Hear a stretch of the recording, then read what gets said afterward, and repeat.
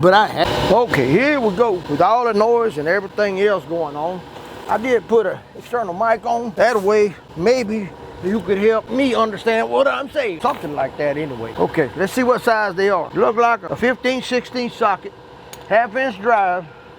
And I'm using an old wore out Ingersoll Rand gun here that I've had forever. Sponsors, this is a sponsor. Sure would be nice to have one of them battery operators, you know, one of them, whatchamacallits, to do this stuff with.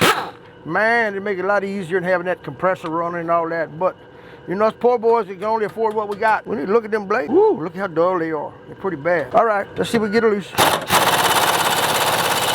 Whoa, hello. I'll go back and forth till I get them loose, I guess.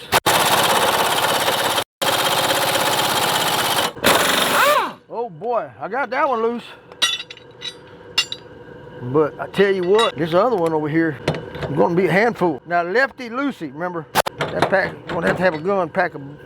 Let's try this one over here. Did you look at that? That will come right off too. It's just that one in the middle. He wants to be a devil.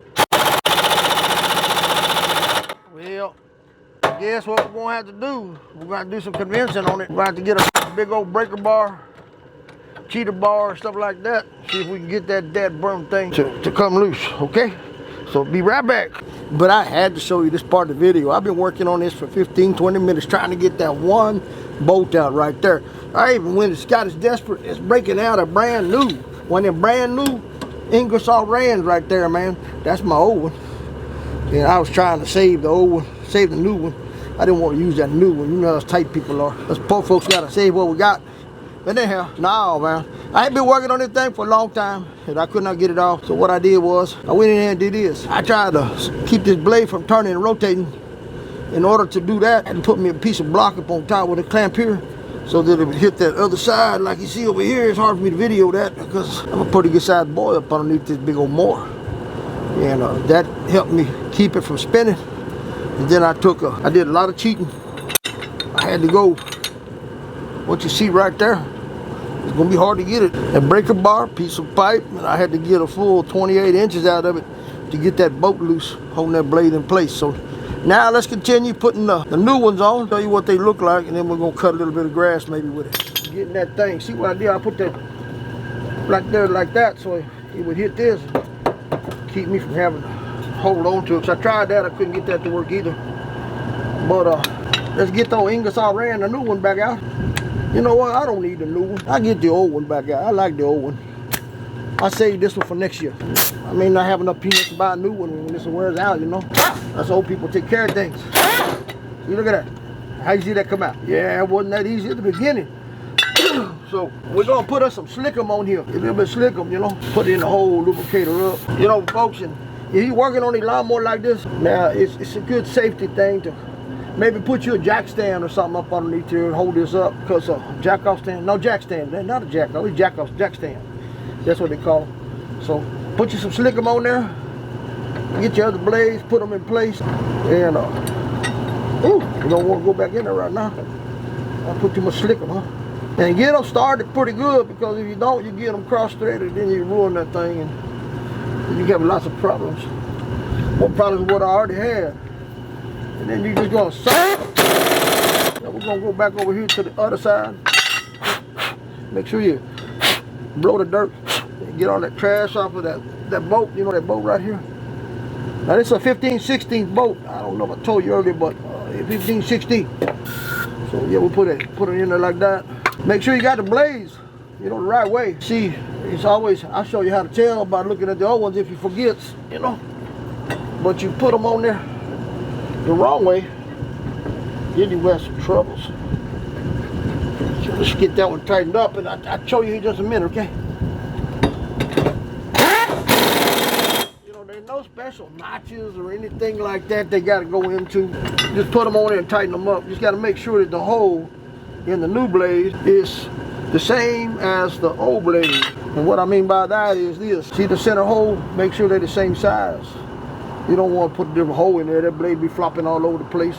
And if you want a set of these blades, I'm going to put a link down in the description where I got these from. They look like a pretty good blade. They really identical to what I took off. Ain't no difference in them whatsoever. Look like pretty good blades. So we're gonna try them and hopefully they serve us well, you know, like the original blades did. You know, if you're getting any information out of this video, we ask that you hit the thumbs up and the like and subscribe. I mean, we just a crazy old mom and pop channel. We're not one of these big YouTubers out there that's making millions of dollars, you know. We just so farm boy. Let's put this last one on. My bald head don't get in the way. And we'll have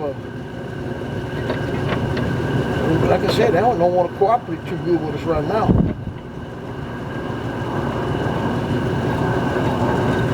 Yeah, you don't want to.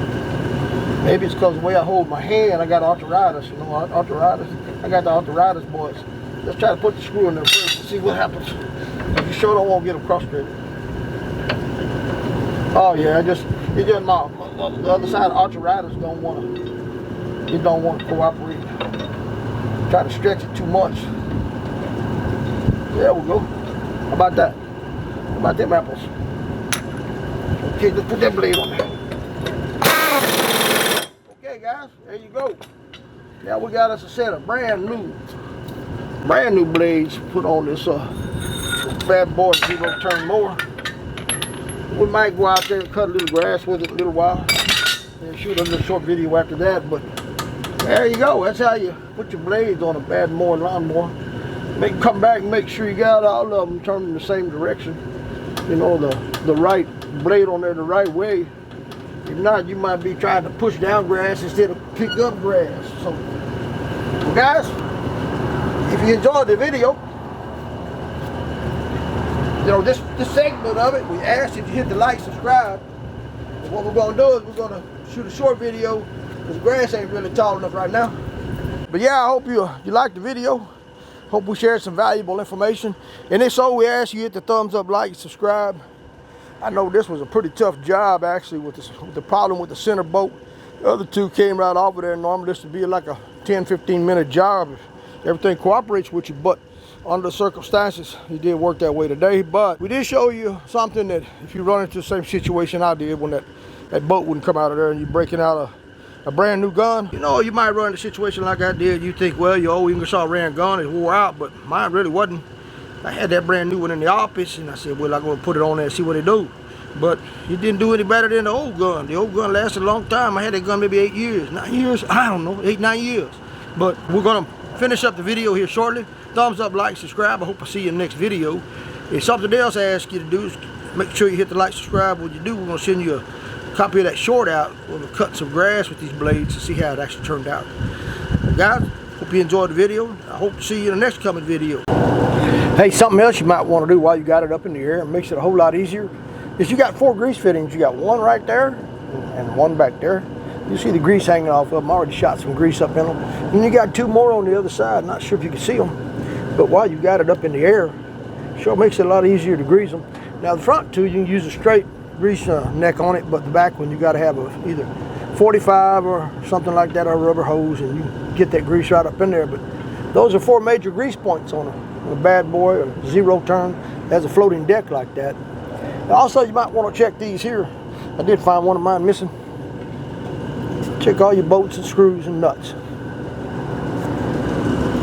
Oh, also, hey, if you're watching the video and you know anybody out there that is a reliable source to buy these seats from, this is original, believe it or not. I haven't really found very many bad things about a zero-turn Badboy mower. They're just pretty reliable. And you get back what you put in them, you maintain them, they'll maintain you. I think the only thing I really had to do to this one since I bought it was put another set of rubbers on the front.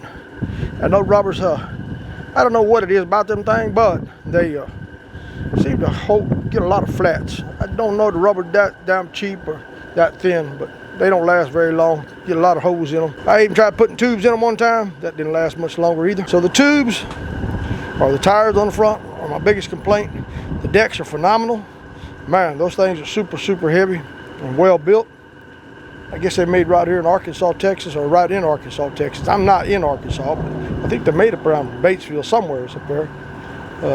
So the wheels, the seat has lasted since 2018. And I did have to put a carburetor on it, but that wasn't the lawnmower's fault. That was my stupid part. I had some gas in the back of the truck and didn't have it covered. I think some water got in that gas can, and when it did, I put it in the lawnmower and it caused it to miss quite a bit. So I flushed all the gas out, thought I was going to fix that, but that didn't work out. I ended up putting the carburetor. So carburetor, it needs a seat and tires on the front and 2 sets of blades, still original belt. Not a bad mower.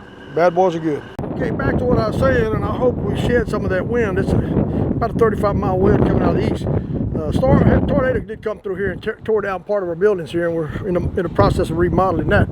But we decided to tear it all the way down and leave the concrete there, of course, and build us a sawmill covered area right here to do our sawmilling to get us out of the sun. So those of you that have been watching my sawmilling videos, you're going to think that you're watching somebody new, I guess, because we got a new location we're working on. Not a new location, but a new area on the same location that we're working at.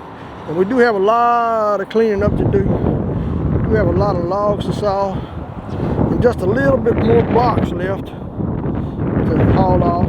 But yeah, that's where we're at on the sawmilling. We haven't did any sawmill videos in the past couple of months.